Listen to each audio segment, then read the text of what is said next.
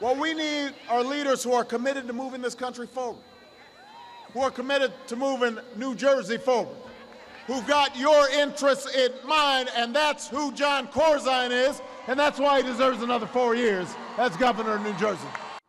Barack Obama spending his Sunday in the Garden State pleading with New Jersey Democrats to help him avoid a shutout on Tuesday. And those are the kind of quotes we'll remember if and when the White House tells us not to pay attention to tomorrow's Election Day. Top Line starts right now.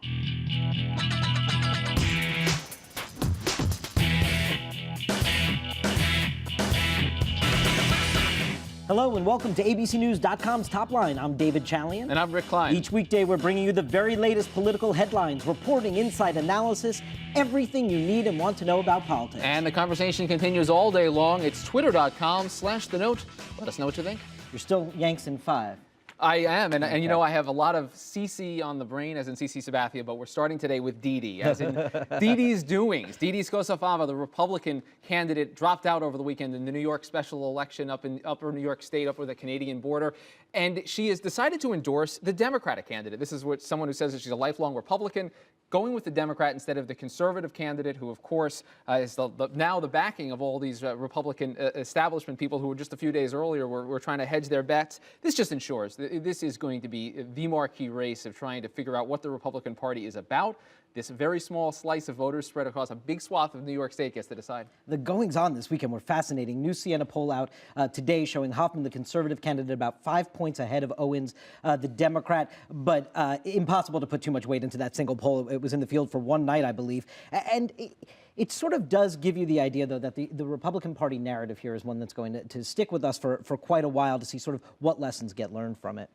Tending to the Garden State, you just saw President Obama yesterday. He did 2 campaign rallies, one in Camden and one up in Newark for John Corzine. You know, I don't know if it's going to work, but they're hoping that they sort of put all their eggs yesterday, the White House did, in that New Jersey basket. A new Quinnipiac poll, Quinnipiac University poll out today showing a tied race, basically. Christie, a couple points up, but basically tied, but trending in Christie's direction from where Quinnipiac had the race last week. It basically, Rick, comes down to this, I think, in New Jersey. 2 things you could take away from it. Either you believe that a tied race going into Election Day is bad for an unpopular incumbent like Corzine, or a tied race going into Election Day in a Democratic state like New Jersey, who has a history of getting out the Democratic vote, is good for Corzine. Take your pick. Yeah, that's exactly right. It's a tied race for all intents and purposes. But it's the only thing, really, that stands in the way of a Republican romp and a possibility for the Democrats to salvage something. And I think that's why you see the late stop by the president. They try to just pull Corzine over the finish line any way they can. Deeds done. There's very little out there today, either publicly or privately, from Democrats or Republicans to suggest that the Virginia race is even competitive. The question seems to be what the margin of victory is going to be for Republican Bob McDonnell. Deeds, and the narrative seems to have been written by the White House, among others, on this. They're going to say, well, he was just a bad candidate. And I think we'll have Republicans say this shows that that whole Obama surge, that boom went bust. The truth is, of course, somewhere in between, as it often is in these cases. But in terms of seeing some payback and some payoff of what President Obama was able to put together in Virginia, we're going in the other direction. Right. They'll also certainly point to the history in Virginia of voting for the party out of the White House. But no doubt the Obama phenomenon sort of had its home in Virginia last year. So there will be some political repercussions as well there. And finally, an international note, Afghanistan angst. Abdullah pulls out of that runoff election. The announcement came from Afghanistan today that the runoff election is now canceled. This, Rick, comes on the heels of John Kerry being anointed sort of diplomat-in-chief for this, goes over there, ensures there's going to be a runoff, ensures that there's going to be participation, and now the White House is left with Karzai, who may not be the best partner for them. Yeah, whoops. I mean, careful what you wish for with these things. It's a little bit cleaner than another runoff would be, but it does not look good, and they have new questions about whether this is legitimate government. Indeed. We're going to begin with that fascinating race upstate New York, that New York 23 congressional race. We're joined by Chris Chocola, former congressman, president of the Club for Growth, which has sort of been the forefront, a conservative organization funding a lot of the ads for the conservative candidate there. And you guys have been at the forefront of this fight inside the Republican Party of sticking to ideological purity within the party. Thank you very much for being here, sir. I want to begin, if I can. Do you see in what's going on in New York 23 lessons for the Republican Party at large for general elections in 2010, or do you see here more a lesson that the Republican Party is clearly indicating that to get nominated, I know this is a special election, that you have to be to the right? In other words, is this just a lesson the party will learn about primaries going forward, or is this a lesson for how to run general elections going forward? Well, I think it's a lesson, an historical lesson. I think that historically Republicans win when they campaign and when they govern as conservatives. I don't think that that's really changed. When I was in the House, we disappointed the electorate that sent us there. We didn't govern as conservatives, and so people thought they'd try the other guys. I've heard that people say, well, this is a reflection of the state of the Republican Party, what's going on in New York 23. I think it's a reflection of the state of the voters. They're tired of big government. They're tired of out of control spending. And it's a message that they're sending more clearly than anything else. We saw the development of this back in September. We started polling the district, and we saw that the Republican nominee really didn't fit the district and certainly didn't support the principles that we support, pro-growth, free market, limited government principles. Doug Hoffman stepped forward and I think spoke to the voters.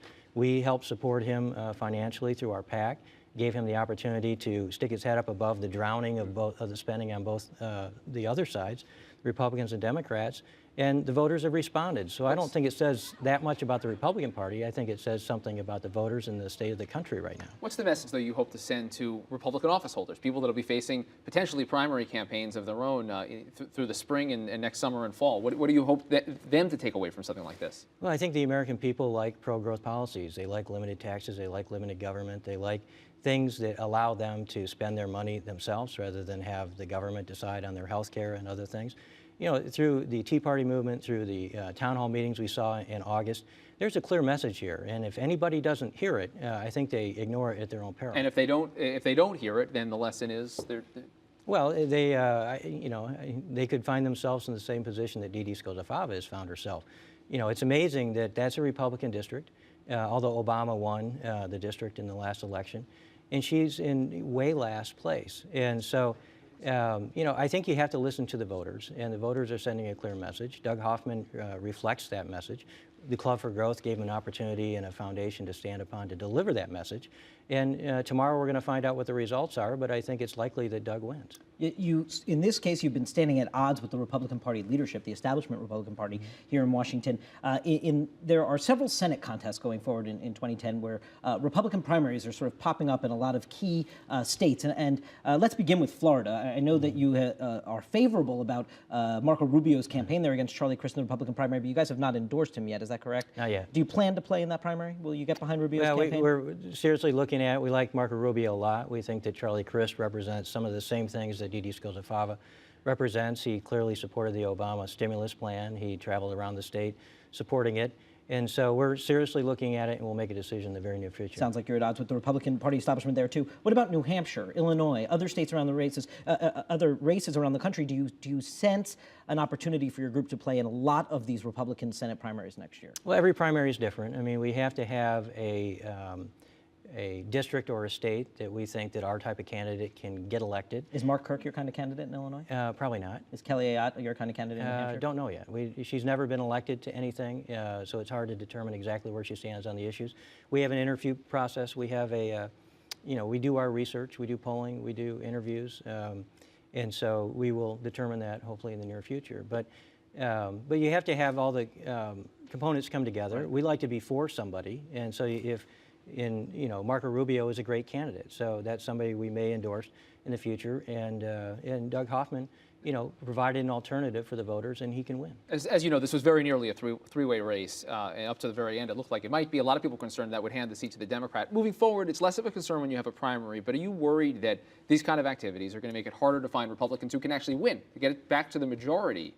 Rather than ideological purity? I think just the opposite. I think, again, when Republicans campaign and govern as conservatives, they win.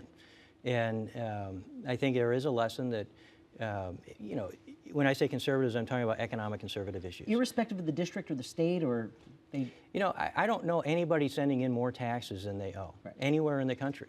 And so when we focus on economic issues alone, we think that people spend their money more wisely than the government.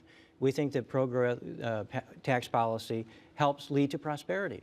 And I think this is still a relatively conservative country. And so people, I think, even though they might call themselves Republicans, Democrats, or Independents, they still feel the same way. And I think that we're seeing that across the country. And again, I don't think these races are about two parties. I think they're about two places. inside Washington and outside Washington. And Doug Hoffman represents the things outside of Washington, and the other two candidates really represented everything going on inside of Washington that people don't support right now. It's clearly a theme that is going to take shape as we head into this midterm election year. Chris Chocola, president of Club for Growth, thank you very much for being here. We greatly appreciate it.